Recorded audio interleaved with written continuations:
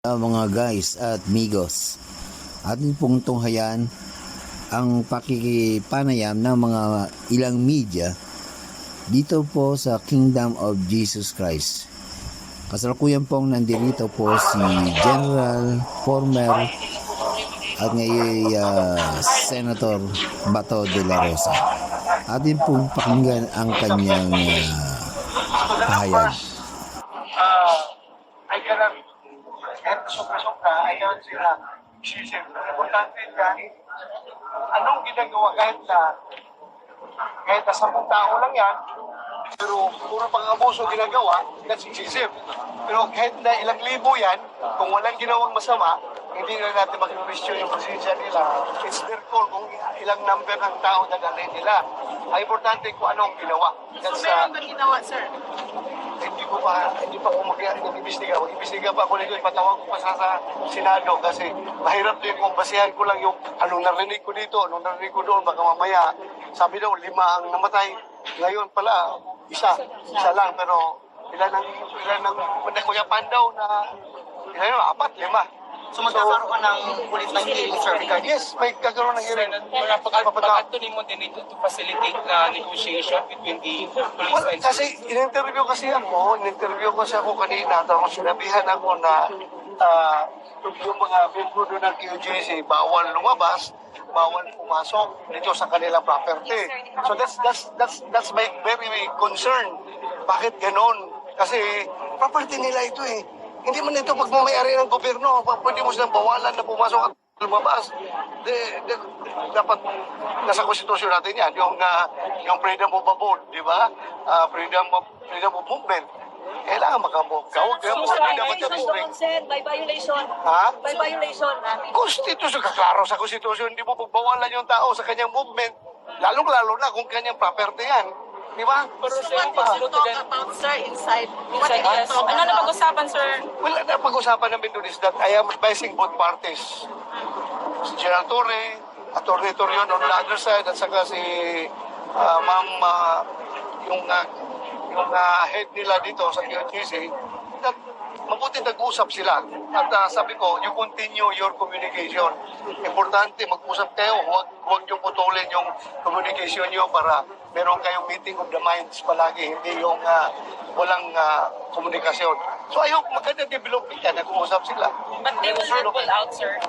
Sabi ni General Torre, meron na daw sila sinusundan pa ng mga heartbeat na may dalas ng equipment na pag-determine ng heartbeat kung pinakamalala na up to 20 meters daw sa below the surface. May namumonitor ba sila? Di sabi ko, sige, tapusin na ninyo para matapos na ito. Senator, They cannot stay here forever. pero as we speak, ongoing pa negotiation nila. Wala naman, nagkaintindihan naman sila na Nagkaintindihan, mag-pull out na lang. Hindi, nagkaintindihan na tuloy yung kung saan yung hinahanap nila na merong heartbeat. So, gagawin na ngayon yan, to be transparent, I advise them na kailangan both parties kasama represented doon sa searching group na pupunta. Sir, are you advising Pastor Kibulo to surrender as a senator? Yes. Kasi meron namang warrant talaga galing sa korte. We cannot hide forever. So, at saka kuha pa rin itong mga tao natin dito na nagsasakripisyo dahil sa kakahanap sa kanya. Yun lang naman sa akin. Kung ayaw niya, wala naman Sir, walang It's his intervention. call. Akin lang, kung pwede. Tinanong mo ko kung pwede, tulungan na sana. Sir, walang intervention ng committee dito sa nangyari. Are you asking for Meron the... nga investigation. Meron nga papatuloy ko nga yung hearing. Balik ko sa Manila, patawag ko yung hearing. Senator, Hindi ko wala pa kung data kasi hindi ko pa yung secretariat ko kung saan ang available na room, yung availability. Sir, pero ano expected outcome ng investigation this time, sir? Alam ko ang mga batas na dapat nating ayusin para hindi paulit yung ganito. Sinabing implementation of service of warrant, of arrest, dapat merong limitasyon hanggang saan. kung execution of search warrant, dapat meron man yan, pero laruhin natin yung gusto. Senator, sinuportado mo naman yung mga KLGC member at si Pastor Kibuloy. Yes, suportado ko sila. Nga mga kababayan ko yan. Yung nagdadabo yan. Kung nasaktan sila, nasaktan din ako. So, 3 months daw po sila dito magsistay. Sabi sa akin ng mga pulis. Dala na silang tuwan, sir.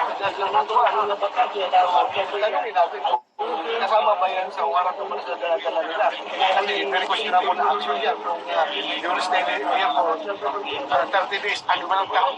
Sir, after the service of warrant, dapat withdraw na sila. Sir, hindi na pwedeng hindi kasama sa court order na i-occupy nila itong area. Hindi kasama sa court order na i-control nila itong area na hawakan nila. Eh, ano yan, martial law, yung property, private property, pusa mo na lang na kukunin. Sir, does this look like SOP of what's happening right now? The standard If I'm at CPNP, this will not happen. I will make sure that the police operational procedure is being followed. Senator, natapos na kasi yung search nila kanina pa. Bakit babalikan pa? Meron daw silang na-monitor pa na heartbeat. Heartbeat. Sabi nila heartbeat na magkakapag-intervene ganyan sa ilalim ng lupa. So,